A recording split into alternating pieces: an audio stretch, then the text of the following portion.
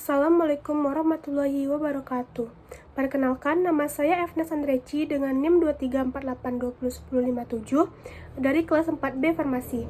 Baik, di sini saya akan mempresentasikan teknologi bahan alam. Baik, di materi pertama adalah pemilihan dan penyimpanan bahan. Kesalahan penuntun spesies. Tujuan atau target dari penelitian atau reproduksi tidak tercapai. Istilah taksonomi dikembangkan dari dua kata Yunani, yaitu taksi yang berarti pengaturan dan nomia yang berarti distribusi atau metode. Jadi, taksonomi adalah ilmu tentang penamaan, penggambaran, dan penggolongan organisme yang mencakup semua tumbuhan, hewan, dan mikroorganisme di dunia. Baik, di sini ada faktor yang mempengaruhi senyawa pada tumbuhan. Yang pertama ada musim, kadar air, intensitas paparan sinar matahari, kondisi tanah, pH, alkalinitas, keberadaan senyawa, makro, mikro, dan mineral lainnya, mikroorganisme, dan yang lainnya. Yang selanjutnya ada pertimbangan dalam menentukan jenis bahan. Yang pertama itu ada pengalaman penggunaan turun-temurun, pengujian atau screening. Pada pemanenan, bahan baku dapat berupa keseluruhan herba atau bagian tertentu saja, seperti daun, folium, batang, caulius, kulit batang, korteks, bunga, flos, buah, fruktus, akar, radix, umbi, bulbus, atau bagian tertentu lainnya disesuaikan dengan kondisi di mana metabolit sekunder menjadi target itu berbeda pada suatu organisme.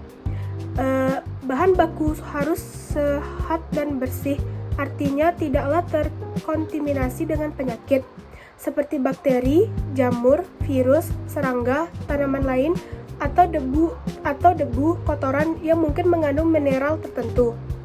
Selanjutnya ada sumber bahan baku, biota yang hidup liar atau tumbuh secara alamiah, hasil budidaya, dan tahapan memperoleh simplisia. Yang pertama itu ada pengumpulan atau bagian mana, kapan, atau cara. Sortasi, pencucian, perajangan, pengeringan, sortasi kering, pemeriksaan mutu, pengepakan, dan penyimpanan. Di sini ada beberapa metode pengeringan seperti dari sinar matahari, kering dianginkan, di oven, microwave, dan freezing drying. Ekstraksi bahan alam. Ekstraksi adalah pengambilan senyawa-senyawa metabolit sekunder yang menjadi target untuk dipisahkan dari biomasa atau ampas atau bagian yang tidak diperlukan karena sifatnya yang mengganggu baik dalam penyajian maupun karena mengganggu efektivitas khasiat dari bahan aktifnya.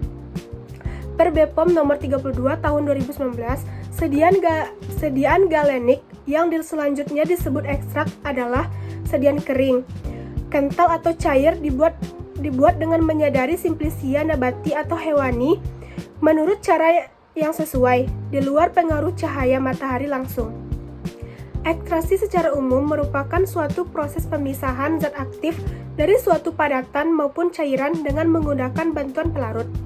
Pelarut akan merusak dinding sel dan jaringan termasuk ke dalam sel. Pelarut akan melarutkan senyawa-senyawa metabolit. Pelarut bersama senyawa metabolit akan terlarutkan dikeluarkan atau dipisahkan dari bahan biomasa penghasilannya. Maserasi. Adapun tahap maserasi yaitu perendaman, pengadukan, penyaringan, dan penggulangan. Kelemahannya itu waktu lama, senyawa rusak karena kontak terlalu lama dengan pelarut, banyak pelarut. Kelebihannya, teknologi sederhana, senyawa tidak rusak karena panas. Ekstraksi dengan reflux.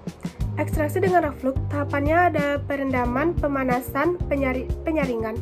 Dan kelemahannya ada kerusakan senyawa karena panas, biaya lebih mahal, dan kelebihannya sedikit pelarut, waktu lebih singkat, rendaman tinggi.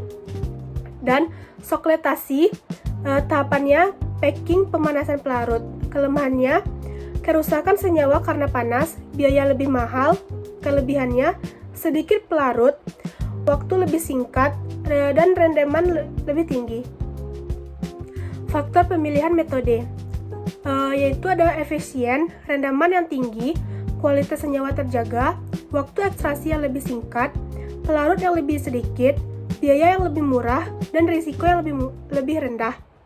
Baik, itu saja dari presentasi saya. Assalamualaikum warahmatullahi wabarakatuh. Terima kasih.